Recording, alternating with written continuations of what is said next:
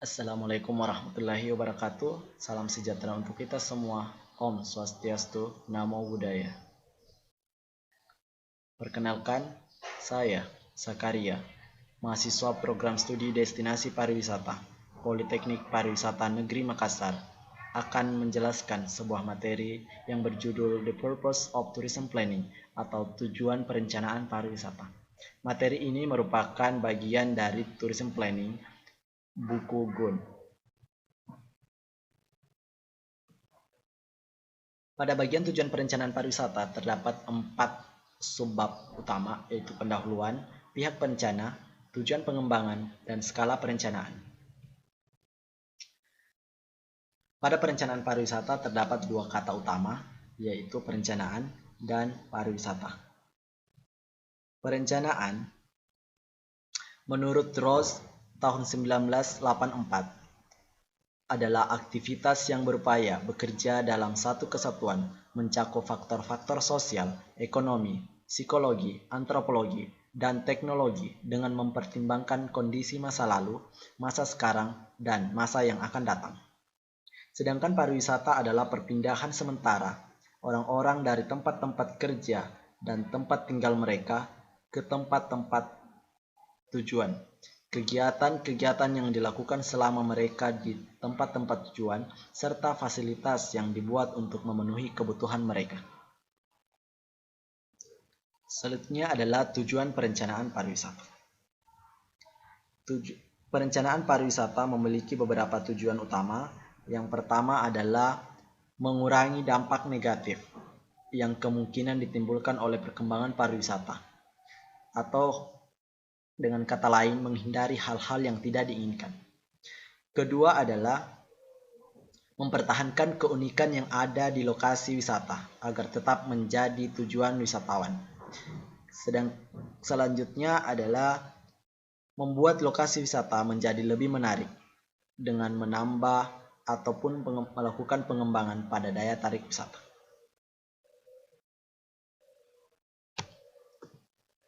Selanjutnya adalah pengendali pariwisata atau pihak-pihak yang mengendalikan sektor pariwisata. Yang pertama adalah pemerintah, kedua pihak swasta, dan ketiga organisasi nirlaba atau organisasi non-profit. Sini kita dapat melihat tujuan utama pariwisata. Terdapat tujuan ekonomi, sosial budaya, dan lingkungan. Pada tujuan ekonomi, pariwisata di Indonesia sendiri menjadi sektor kedua terbesar penyumbang devisa negara. Sedangkan dari sisi sosial dan budaya, pariwisata juga ikut melestarikan, seperti pelestarian tari, pelestarian alat musik tradisional, serta kebudayaan yang ada di Indonesia.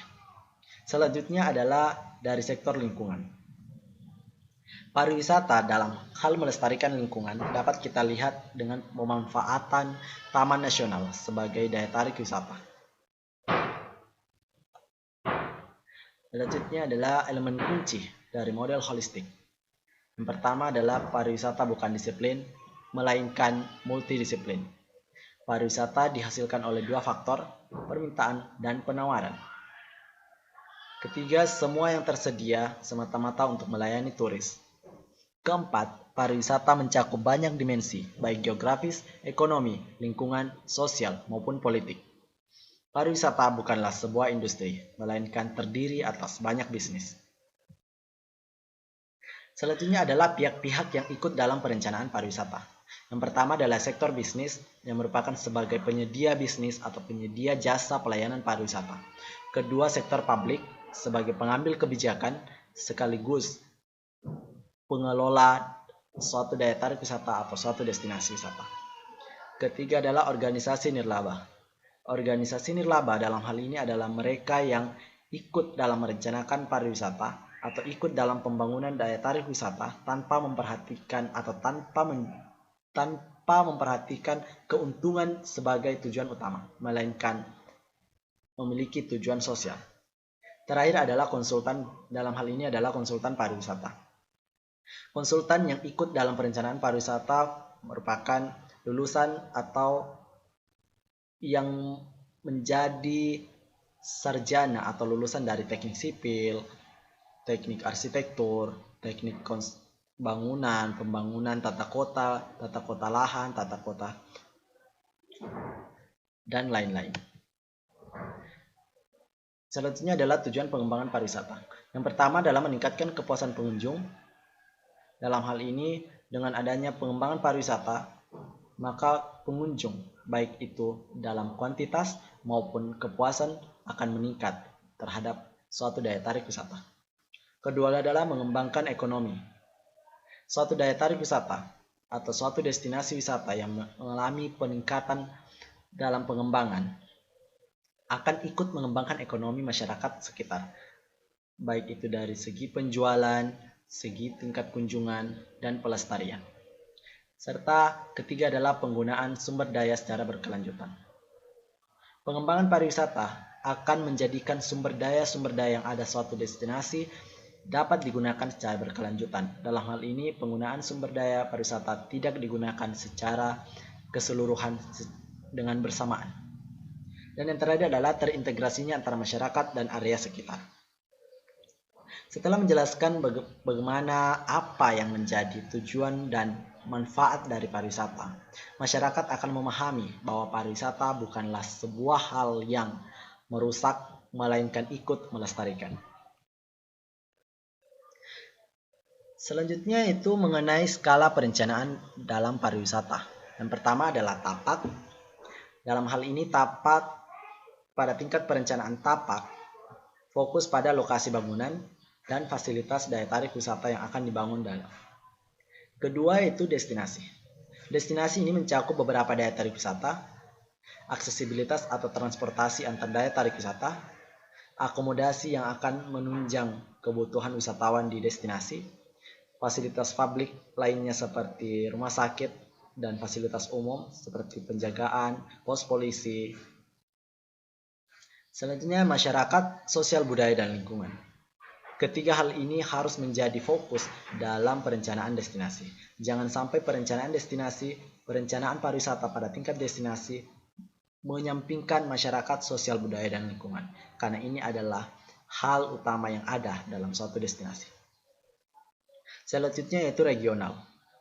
Pada tingkat regional mencakup tapak dan destinasi, ditambah dengan pengambilan kebijakan. Dalam hal ini diambil oleh pemerintah pusat atau karena biasanya regional ini mencakup suatu negara, serta keterlibatan seluruh sektor seperti sektor pariwisata tentunya, kemudian melibatkan sektor dalam hal kesehatan, lingkungan, kehutanan, ataupun perhubungan.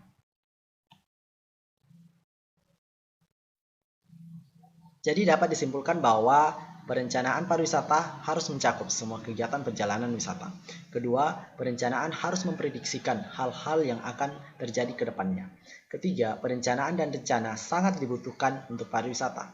Keempat, peningkatan ekonomi harus menjadi tujuan utama dari perencanaan pariwisata. Perencanaan harus menggabungkan 3 sektor dalam pariwisata, yaitu pemerintah, organisasi nirlaba, dan pihak swasta. 6. Proses perencanaan hari ini menjadi lebih interaktif. Dan yang terakhir adalah perlunya integrasi antara 3 tingkat perencanaan, yaitu tapak, destinasi, dan regional.